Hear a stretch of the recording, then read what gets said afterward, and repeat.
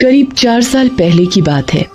मैं, मेरे पति अनिल और हमारा 4 साल का बेटा शांतनु एक गांव में शादी के लिए गए थे। अनिल के दोस्त की शादी हो रही थी। जनवरी का महीना होने के कारण मौसम बहुत ठंडा था, इसमें रात का समय। लेकिन शादी में मौजूद लोगों को ठंड की ज्यादा परवाह नहीं थी। हॉल के बाहर एक बड़ा डीजे था और सभी नाच रहे थे। हालांकि ठंड के कारण हमारी हालत और भी खराब थी, क्योंकि हमें इसकी आदत नहीं थी।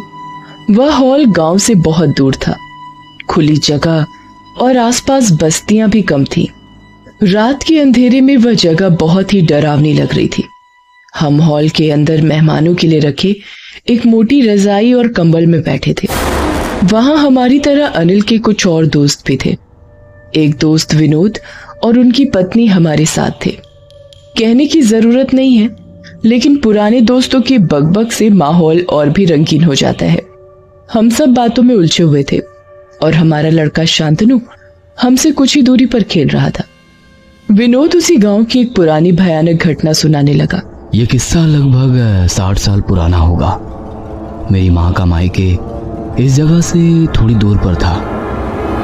कहा जाता है कि डायन बच्चों पर जादू करके उनकी आत्मा को वश में कर लेती थी। वहां सभी उसे मंदिरा डायन कहते थे, लेकिन वास्तव में किसी ने उसे कभी देखा नहीं था।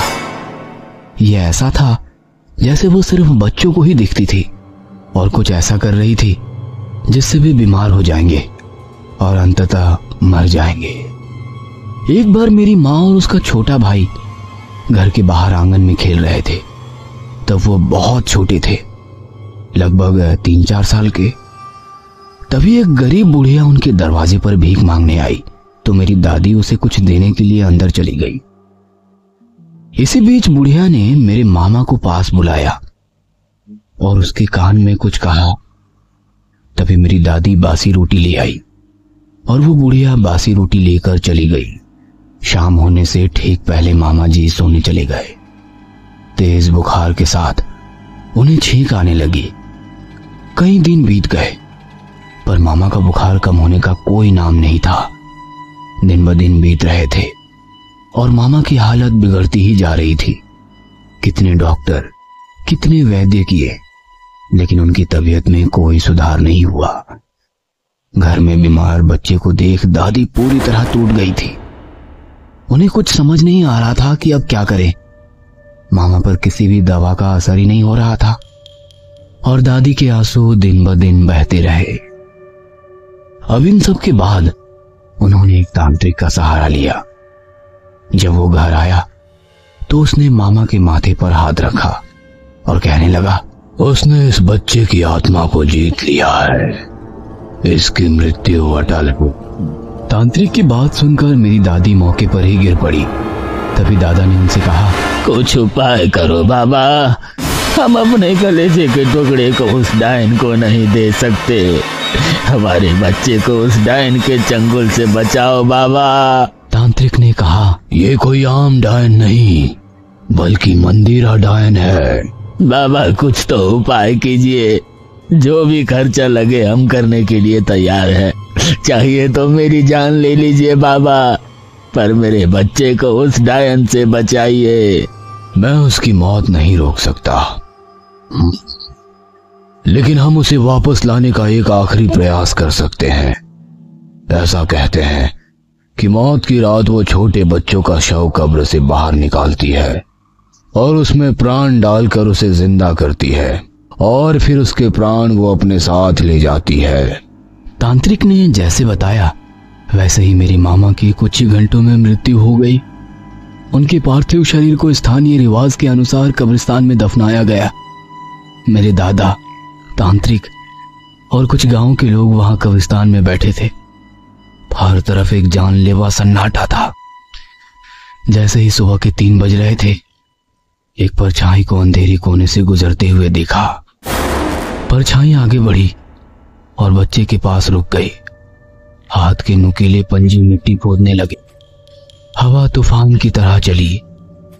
देखते ही देखते उसने हाथ से कुछ फीट गड्ढा खोदा और लाश को बाहर निकाला और एक हाथ से कांच की बोतल निकाली और ढक्कन खोल दिया। उसके शरीर से सफेद धुआं निकल रहा था। अगले ही पल उसने अपनी आंखें खोली और अपने दोनों पैरों पर खड़ा हो गया। यह देख सभी गांव वाले उसकी ओर दौड़ पड़े, लेकिन उन्हें आते देख वो पल भर में गायब। भले ही भीड़ में वो डायन उनके हाथों से निकल गई हो, लेकिन उनके लिए ये बात बहुत ही महत्वपूर्ण थी कि मेरे मामा उन्हें सुरक्षित मिल गए। कहा जाता है कि उसके बाद फिर कभी डायन नहीं देखी गई। ये पूरी कहानी सुनकर हमारे रोंगटे खड़े हो गए। शादी में शामिल होने वालों की संख्या कम हो गई। मैं भी एक माँ होने के कारण एक माँ का दुख समझ सकती थी। मैं भावुक हो गई। अनजाने में मेरे लड़के शांतनु पर मेरा ध्यान गया। वह वहीं खेल रहा था, लेकिन अचानक उसने खेलना बंद कर दिया और सामने दीवार की तरफ देखने लगा। हम सब उसे देख रहे थे। वो अभी भी उस दीवार को देख रहा था। जैसे ही मैं उसे लेने ही वाली थी, वो मेरे पास दौड़ा और दीवार की ओर इशारा किया और कहा, मम्मा, वहाँ एक औरत है, वो बहुत गंदी है। मम्मा, उसे यहाँ से चले जाने के लिए कहो, वो बहुत बुरी है। हमें कुछ समझ नहीं आया। हमने उधर देखा तो वहाँ कोई नहीं था। एक महिला जो वहाँ से कुछ दूरी पर शादी के लिए आई थी, वह बहुत मेकअप के साथ बैठी थी। हमने उससे पूछा, क्या तुम उस आंटी को देखकर डर रहे हो? लेकिन वह मना कर रहा था। हम उसे समझाने की इतनी कोशिश कर रहे थे कि वहाँ कोई नहीं था, लेकिन फिर अनिल के दोस्त ने मुझसे कहा, भाभी, तुम उस दीवार की ओर देखो और गुस्से से उसे जाने के लिए कह दो। मैंने बिना कुछ सोचे समझे बिल्कुल वैसे ही किया जैसा विनोद ने कहा। उस समय मेरा बेटा शांतनु, जो मुझे कसकर गले लगा रहा था, पीछे मुड़कर देखा और कहा, मम्मा, वो चली गई। और वह पहले की तरह फिर से खेलने लगा। मैंने शांतनु को पहले कभी भी इतना डरा हुआ नहीं देखा था। उस घटी घटना को देख हम सब दंग रह गए। क्या उस घटना का विनोद के बताए मंदिरा डायन की कहानी से कोई लेना देना था, या फिर वो मेरे बेटे शांतनु का वहम था? कल तक मैं भूत, प्रेत, डायन, चुड़ैल इन सब बातों पर विश्वास नहीं करती थी, पर उस रात की घटी घटना को याद करती हूँ तो आज भी मेरे रोंगटे खड़े हो जाते हैं। 4 दोस्त अंधेरी रात में एक तालाब के किनारे बैठे थे। तालाब के चमकीले पानी में पूनम के चांद का अक्स काफी लुभावना नजर आ रहा था। बीच बीच में काले बादल चांद को अपनी आगोश में लेकर आगे निकल जाते। सभी दोस्त हंसी मजाक कर रहे थे। बीच में बहुत सारी खाने की चीजें और शराब भी रखी हुई थी। सभी दोस्त मिलकर बड़ी चाव से उन चीजों पर हाथ साफ कर रहे थे। भाई, कोई डरावना किस्सा सुनाओ ना। और राकेश किस्सा सुनाने लगा। रात के करीब 1 बजे थे। आधी रात का वो समय। साथ ही हल्की बूंदाबूंदी देखकर लग रहा था कि जोरों की बारिश होने वाली है। शहर की सुनसान सड़क पर एक ऑटो चलता हुआ दिखाई दे रहा था। ऑटो ड्राइवर हल्की सीटी बजाते अपने मोड में था कि तभी सड़क की एक तरफ कोई खड़ा नजर आया। ऑटो नजदीक ले जाते हुए ऑटो ड्राइवर ने पूछा, कहाँ जाना है? अगले नुक्कड़ पर। और वो महिला ऑटो में सवार हो गई और कुछ ही देर में उनकी ऑटो दोबारा उस सुनसान सड़क पर चलने लगी। ऑटो में बैठे उस औरत का पल्लू धीरे धीरे रिक्शे से बाहर जाते हवा में लहराने लगा।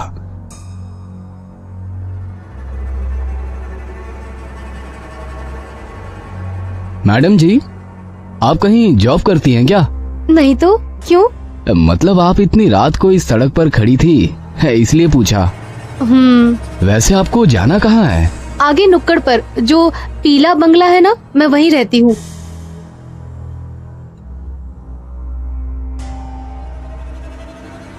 क्यों मजाक कर रही हो मैडम जी? बताइए ना, आपको कहाँ जाना है? मैं मजाक नहीं कर रही हूँ, मैं उसी बंगले में रहती हूँ, अकेली। पर उस बंगले के बारे में मैंने तो कुछ अजीब सी बातें ही सुन रखी है। अजीब सी बातें? जैसे कि? मतलब उस बंगले में कोई बुरी आत्मा रहती है जो लोगों को जान से मारती है। अल्लू, मेरा बंगला भी आ गया। ऑटो उस बंगले के गेट के बाहर आकर रुक जाती है। ऑटो वाला धीरे से अपना सर ऑटो से बाहर निकालकर बंगले की ओर देखता है। बंगला काफी अजीब डरावना लग रहा था, जैसे कोई वीरान खंडहर हो। ऑटो से नीचे उतरकर वो महिला अपनी पर्स टटोलने लगी। भैया 2 मिनट रुको, मैं पैसे लेकर आती हूँ। इतना कहकर वो औरत गेट खोलकर बंगले के भीतर चली गई। ऑटो ड्राइवर के पास रुकने के अलावा कोई चारा ना था। वो डरा सहमा सा उस बंगले को निहार रहा था। मैडम के बंगले के अंदर जाते ही लाइट शुरू हो गई और कुछ सेकंड बाद दूसरे मंजिल की लाइट भी शुरू हो गई। उस औरत ने खिड़की का पर्दा सरकाया और ऑटो वाले से कहा, भैया 500 का छुट्टा है ना? उसकी आवाज सुनकर ऑटो ड्राइवर ने कहा, जी हाँ मैडम जी, छुट्टा है मेरे पास। इतना कहकर ऑटो ड्राइवर अपने पॉकेट में से छुट्टे पैसे निकालकर गिनने लगा कि तभी उस औरत का हाथ उसके सामने आ गया जिसमें 500 रुपए थे। हाथ पूरी तरह से सफेद पड़ चुका था। ऑटो वाले ने उस औरत की तरफ देखा और उसकी जुबान जैसे हलक में अटक गई, क्योंकि वो औरत अभी भी बंगले के भीतर खिड़की में खड़ी थी। उसका लंबा हाथ बंगले से निकलकर उस ऑटो ड्राइवर के पास पहुंच चुका था। उस औरत की लाल आंखें उसे लगातार घूरे जा रही थी। उसका डरावना रूप देखकर ऑटो ड्राइवर ने झट से ऑटो स्टार्ट की और बिना पीछे मुड़े तेजी से निकल गया। अरे फिर उस ऑटो ड्राइवर का क्या हुआ? क्या होना था? ऐसा खौफनाक दृश्य देखकर अगले 8 दिन तक बुखार से घर के बिस्तर पर पड़ा रहा। ये घटना बचपन से सुनता आया हूँ, कोई नया किस्सा सुनाओ यार। फिर भी ये काफी डरावनी घटना थी, विजू ने कहा। और कोई डरावना किस्सा बताओ ना। इस अंधेरी रात में डरावने किस्से सुनने में बड़ा मजा आता है। ठीक है तो सुनो। एक लड़की रोज सुबह जल्दी उठकर गांव के इकलौते कुएं में पानी भरने के लिए जाती थी। सूरज निकलने के बाद भीड़ होने के कारण वो सूरज निकलने से पहले ही कुएं में पानी भरने के लिए पहुंच जाती। उस दिन भी वो सवेरे सवेरे कुएं पर पानी भरने के लिए पहुंची। अभी भी काफी रात थी। कुआं गांव से थोड़ा दूर होने के कारण एक कच्ची सड़क से जाना पड़ता था। लड़की कुएं के पास पहुंची और बाल्टी कुएं में गिरा दी। कुएं से एक बाल्टी पानी निकालकर वो अपने बर्तन धोने लगी। रात के सन्नाटे में उसकी चूड़ियों की खनक साफ साफ सुनाई दे रही थी। पूनम का चांद अभी पश्चिम दिशा की ओर झुक रहा था। आसमान भी साफ होने के कारण काफी अच्छी रोशनी बिखरी हुई थी। वह लड़की अपने काम में मशगूल थी। बर्तन धोते वक्त एक चूड़ी टूट गई और उसके हाथ में जा घुसी, पर उस लड़की ने हाथ से बहते हुए खून पर ध्यान नहीं दिया। उसने बाल्टी दोबारा से खून में डाली और धीरे धीरे ऊपर खींचने लगी। तभी उस सुनसान गहरे सन्नाटे से उसे एक अजीब सी आवाज सुनाई दी, काफी स्वादिष्ट। उस पल की आवाज ने उस लड़की का ध्यान अपनी तरफ आकर्षित कर लिया। वो कुछ सेकंड वैसे ही चुपचाप खड़ी रही। आवाज की दिशा समझ में नहीं आ रही थी, पर आवाज बिल्कुल साफ साफ सुनाई दे रही थी और दोबारा वही आवाज उसके कानों में गूंज उठी, काफी स्वादिष्ट है। वो चारों तरफ अपनी नजरें घुमाते हुए बाल्टी को ऊपर की ओर खींचने लगी। बाल्टी ऊपर आ गई। उसने बाल्टी उठाई, पर बाल्टी के अंदर का पानी काफी गंदा नजर आ रहा था। उसने धीरे से बाल्टी के पानी में हाथ डाला।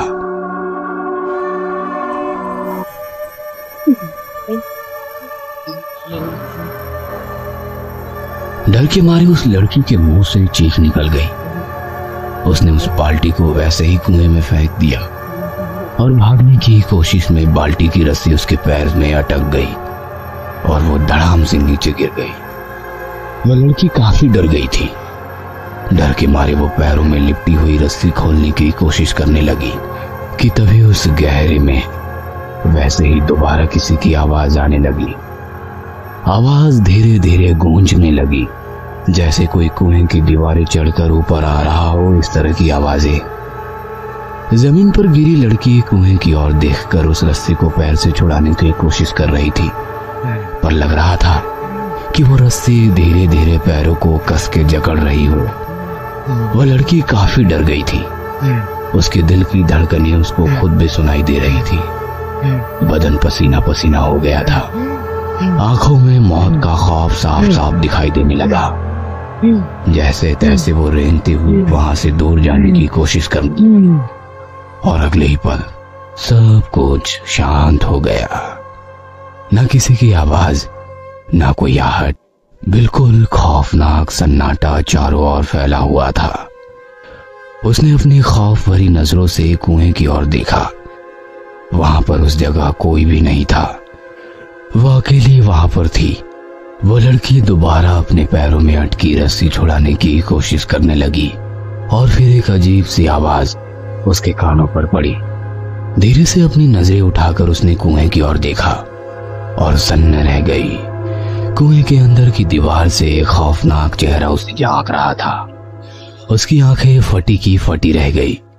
वो कुछ समझ पाती इससे पहले ही किसी ने उसके पैर में बंधी हुई रस्सी को कुएं के अंदर खींच लिया, और वो लड़की कुएं के उस गहरे पानी में। यार, ये तो काफी डरावनी घटना थी। फिर उस लड़की का क्या हुआ? और क्या होता, 3 दिन बाद उसकी लाश कुएं के पानी के ऊपर तैरती नजर आई। यार चलो एक और किस्सा सुनाओ, मजा आ रहा है। अरे पागल, बहुत रात हो गई है, अभी यहाँ से जाना होगा, वरना हमारा किस्सा लोग सुनाएंगे। वैसे भी ये काफी डरावनी जगह है, और इस जगह के बारे में भी बहुत सारे किस्से मशहूर है। हाँ पता है, इस तालाब के भीतर एक आत्मा है। जो लोग पानी में तैरने के लिए आते हैं उन्हें पानी के अंदर खींच लेती है। अबे बकवास बंद करो, ये सब मनगढ़ंत कहानियां हैं। मैं कई बार यहाँ तैरने के लिए आया हूँ, मुझे तो कभी ऐसा महसूस नहीं हुआ। ऐसा कहकर वो उठकर खड़ा हो गया और पानी से भरे तालाब की ओर देखकर चिल्लाने लगा, ए पानी वाले भूत, चल निकल बाहर, मैं तुझसे नहीं डरता। देखा, कोई भूत नहीं है, खाली वहम है यार। इतना कहकर वो पीछे मुड़ा और वहीं बेहोश हो गया। अगले दिन अस्पताल के बेड पर वो बेहोशी की हालत में पड़ा था। उसके पास माँ और पिताजी गुमसुम से बैठे थे कि तभी उसे होश आ गया। पास खड़े डॉक्टर ने पूछा, अब कैसी है तबीयत? ठीक हूँ डॉक्टर साहब। वैसे हुआ क्या था? चारों की काफी गहरी दोस्ती थी। महीने में एक बार वे खाना पकाकर मस्ती करने उस तालाब के पास जाते थे। 2 महीने पहले भी वह तालाब के पास पहुंचे। हमारा राकेश उस दिन थोड़ी देर से पहुंचा, पर वहां पहुंचने के बाद देखा तो तालाब के पास उसके दोस्तों का सारा खाने का सामान बिखरा पड़ा था। उसने सबको फोन किया, पर किसी का भी फोन नहीं लग रहा था। वो परेशान होकर घर वापस आया। और उसके दोस्त? सभी की लाशें 2 दिन बाद पानी में तैरती मिली। पुलिस कहती है एक दूसरे को बचाते वक्त सभी डूब गए, पर कहते हैं कि तालाब के अंदर के पिशाच ने सबको निगल लिया। मेरा बेटा महीने में एक बार खाना बनाकर तालाब के किनारे अपने दोस्तों को मिलने जाता है। उसका मानना है कि वे सब आज भी जिंदा हैं। पता नहीं ये सब कब खत्म होगा। और नम आंखों से उसने अपनी बेटी की तरफ देखा।